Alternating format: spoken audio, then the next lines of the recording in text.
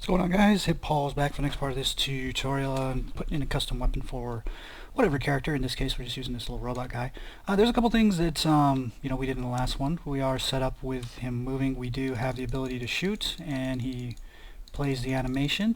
I don't like the way that his gun is aiming kind of down when you're running, and the shoot animation, I'm actually firing it here. It's very hard to even detect that it happened.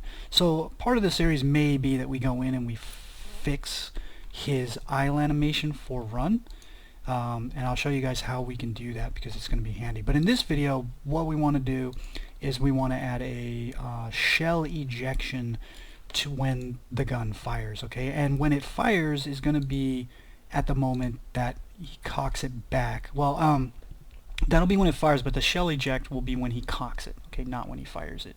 So what we want to do for that, it's just so simple. It's really easy, and it's really good that it is easy. So let's just go to the character here, kind of in a weird place here. The weapon. We might as well do this on the weapon. Okay. So here's the gun, and what we want to do is we want to add a socket because we need a place to spawn the shell. So what we're going to do is we're actually going to add it to the slide because it's going to follow the slide anyway. So we're going to add a socket, and we're going to call this shell ejection socket. Okay, and here what we want to do now is it should be pretty much in the right spot. I know it doesn't look great or anything, but what we want to do now is we want to determine how it's going to actually be ejected. And what we can see here are our three axes, okay? We can see our X, our Y, and our Z. Now if we want this guy to rotate or to be ejected along its Z, we need to kick this up 90, okay? And then most likely we need to kick it out at an angle so that it shoots in that direction. Well, in this case, because he's holding the gun this way, we want the shell to go that way. Okay? And what we're going to do is we'll just save that. And now we need to create a particle effect for the shell ejection. And I'm just going to create it right here. I really don't care. We'll just call this shell eject, but I'm going to prefix that with FX. Okay, and this is going to do this for us, and what we want is under shapes we want a cylinder or a pipe or something to act as our shell. Basically, I'm just faking something. So we'll try this pipe right here, and what I want to do is I want to go type data, mesh data, and click that again, and we should be able to tell it to be the pipes. It's going to have to redo some stuff, and now it's spawning a bunch of pipes, right? And what we want to do is we want to change our spawn rate. So we only ever want to spawn one of these. So we're going to zero out the normal spawn rate, and we're going to give it a burst. And we want it 1 and 1, and that's all we want. Now our initial velocity, we want to be anywhere, that's fine, but we want our Z to be a pretty good kick. So we'll say a max of 500 and a minimum of like 400, okay? And then the question is,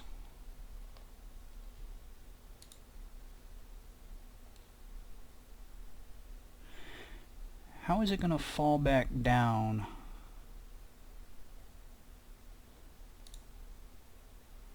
Just really quick. Just mesh data. It used to be physics mesh data. Interesting. Okay. Well, we'll do acceleration for now. And acceleration is going to be in world scale, world space. And we want from negative, I'd say like 80 to like negative 90. It might need to be much more than that.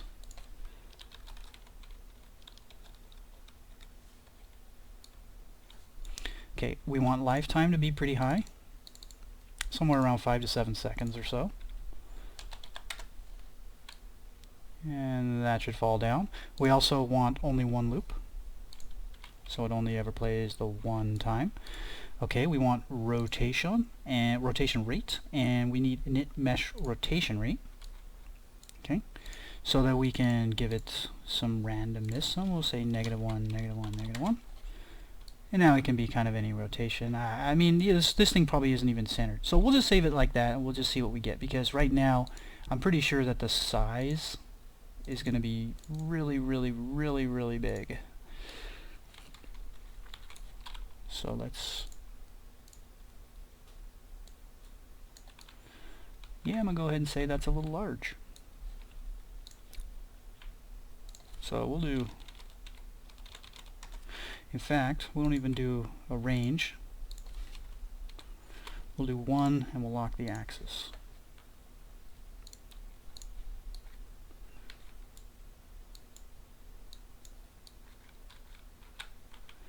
It may be a little small, but that's okay, because what we're going to do now, well, let's just, I think that's actually still rather large.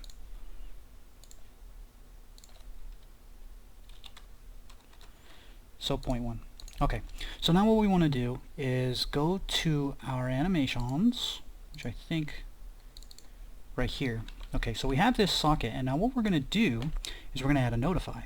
Okay, so let's go ahead and pause this really quick, and we'll go to the spot where we want the shell to eject, which is going to be about right there. Okay, we can right click here, add notify, play particle effect. Okay, we come back here, we'll highlight the particle effect. Where is that? You're fucking gonna crash again on me? Are you serious? Damn! Oh man, I ain't doing anything weird, guys. I'm really not, and the editors crashed on me during this series like at least 11, 12 times now. Bunch of times after I stopped recording, I would go to save everything and it kept crashing on me. It's doing it over and over again. I really don't know why, but not a big deal. Not a big deal. We should be relatively set up, good to go. All we're gonna do is call that through the particle system, and we're done. So, which is good. So it's this guy here, character mesh, fire, weapon only, and we didn't get our. So about there or so. Notify play particle effect. We click on it, and we want our FX shell eject. And now when we play, you see,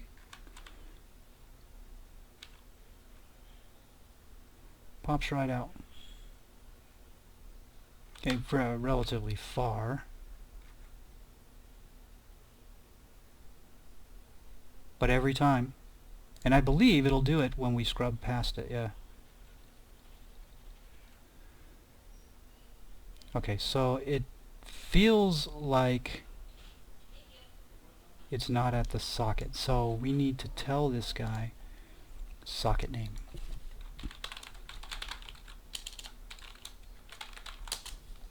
Okay, and now as we scroll past, you can see it comes out at the socket and goes off to the side. And does it for us. We don't have to do anything. We could also add all the sound effects in here too, and we could tell it to shoot in here as well. Here we go. And now that goes flying off. Okay, so the other thing that we could do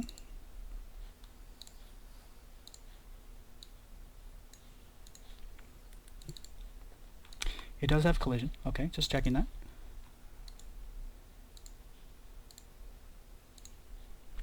So we'll say collision bounces. Where's the bounces? Max collisions. Min and max. Max of 3. And at the end we'll kill it. Our don't know where the distribution, the bounce, damping factor. We'll save that. Let's see if that's actually going to work. Yeah, it's working. It's just, it's not very bouncy. It deletes itself right away. as you can see. If we go here, it shouldn't go through the ground. It doesn't.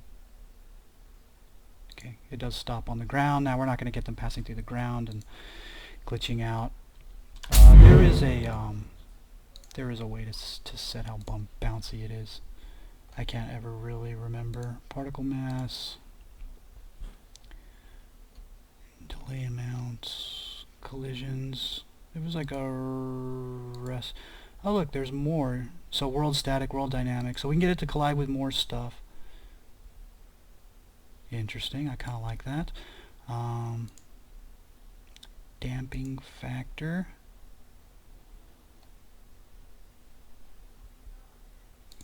We'll freeze it. So it should stay there. Okay. So now it stays on the ground until its lifetime dies. Also, I should be able to actually bang into it. It's going to be kind of difficult.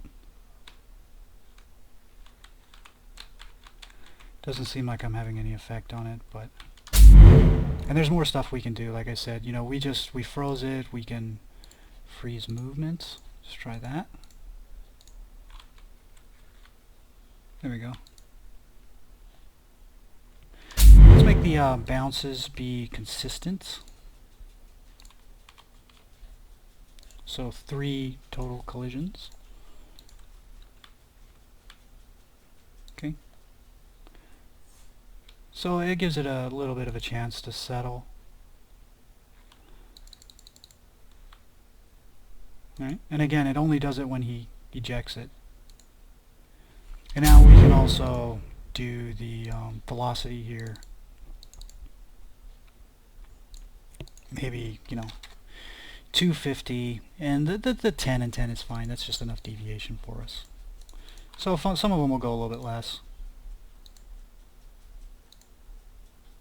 So as you can see, they go different ranges. But that's it. That's all we needed to do.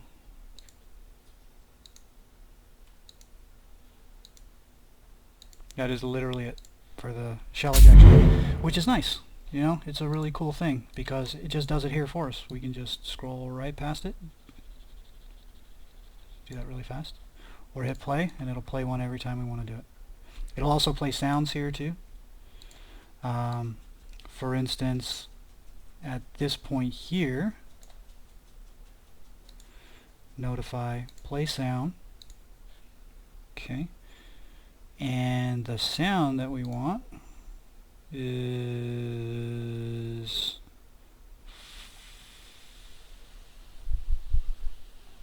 frickin' shoot. I don't think fire is what I want. No. That's also looping.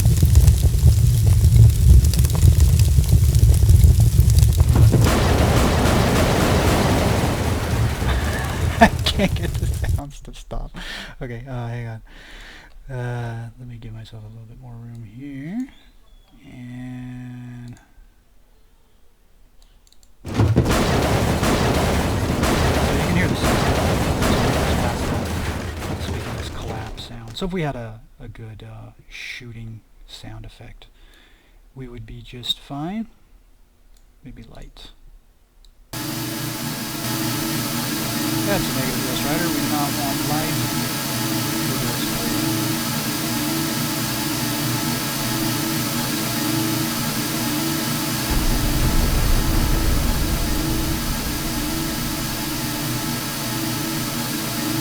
I'm looking for a stop button, by the way, guys.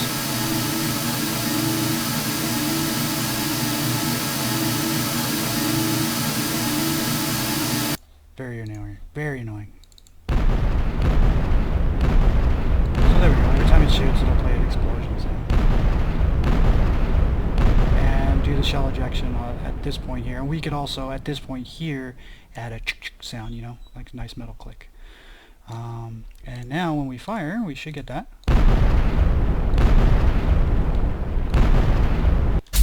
Okay. For a explosion, For the muzzle flash, we're just going to use a fake explosion, okay? So I'm going to do this on the anim, and I'm going to add a socket. I'm going to call this muzzle flash socket. Shift home, Control C, just in case I want to grab that again. And I just want to move that to the front of the weapon. Man, my camera's fast. Like so. And let me undo that. Every time I undo it, deselects it. I want to go in this view here so that I'm going by local. And normally, I mean, you know, we've got Z forward, we've got Y down, and X up. I mean, however you set it up, not that big of a deal. And at this point here, just after the just before the explosion, we'll add another socket, or add another new notify. Hang on, I gotta zoom in on this guy so I can do this. Okay, about right here. Play particle effect. This particle effect socket name. Okay, muzzle flash socket and explosion.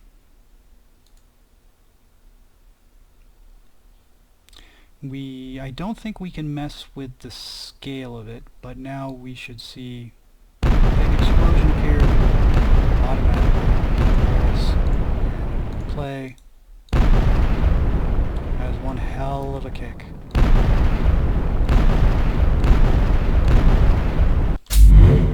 Okay, and like I said, I don't think that there's any way. Maybe I can. I can scale that socket down. Does that actually affect it? Yeah.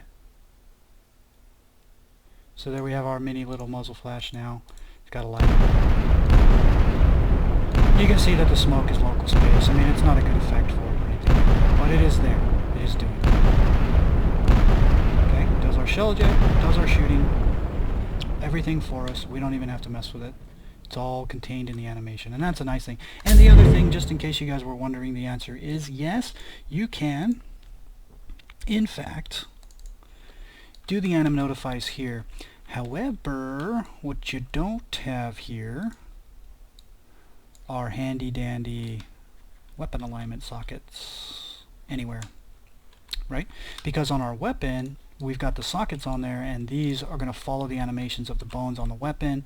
It's all going to stay intact. Now, for the most part, usually a piece like this that slides back is revealing a chamber, or in fact is actually opening up a shell ejection port. Like farther back down, there's a bar that you use to push it down. You know, the way that they really work, it wouldn't be following this.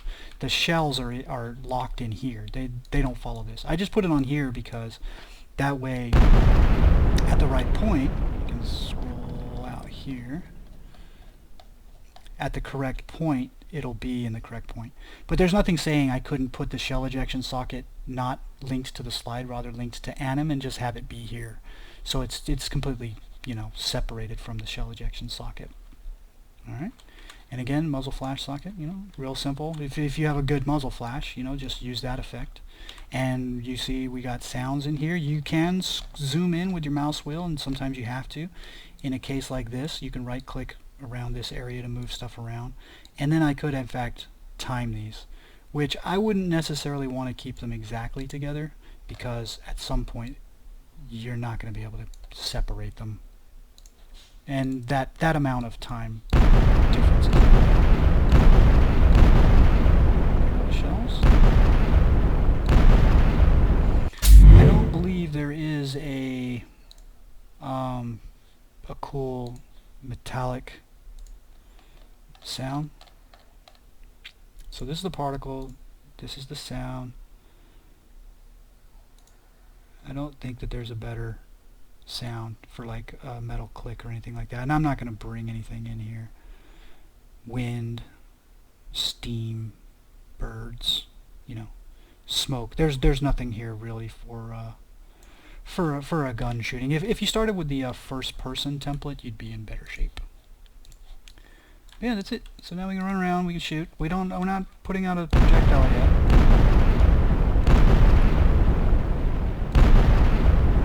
and he's also not, you know, we can't really aim or anything like that. We don't have anything like that going on. So we'll probably tackle that in the next video. Also, our jump, we don't have a jump animation. Okay, so jump is completely overriding our blend. Alright, which in this case, you know, is probably fine. We could keep the jump in there. We would just have to go in and make sure that it blends too. Not that big of a deal.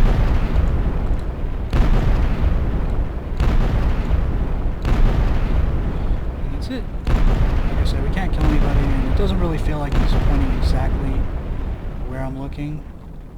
Like if I'm looking this way, he's kind of feels like he's to the side. I believe that that has to do with the fact that our animation, his pelvis was pointing straight forward, but in because it's being blended and the pelvis has been turned to the right to make room for his stance, his whole body has been turned to the right as well. So if we care that whichever way we're facing forward when we let go, he's still pointing the gun forward, we're gonna have to fix the animation. Or we could do an adjustment in code on the spine bone or something, but I don't want to do that. I would much rather just fix the animation, just turn that spine bone a little bit, spine 1, just turn it a little bit to the left, 10 degrees, 15 degrees at the most, and he'll be back to facing forward again. Not that big of a deal. So and again, these, you know, the cool thing about it is you can go back and forth, constantly tweak, re-import over and over and over again, and all the changes do come in pretty good. So yep, in the next one we're going to manage the bullets a little bit. Maybe we'll tackle the thing is I don't really want to go down the road of, hey, let's give him ammo. All that shit's easy, guys. You guys should know how to do that. Give him an integer variable every time you pull the trigger. Check to see if it's over 0. If it is, fire the gun and deplete one. You know, that's it. You know, you guys hopefully know that already. And you know, but if you have trouble just getting it all hooked up and getting confused on that regard, then let me know and I'll see what I can do. But anyways, this is Hip Hop sign off. I'll see you guys in the next one.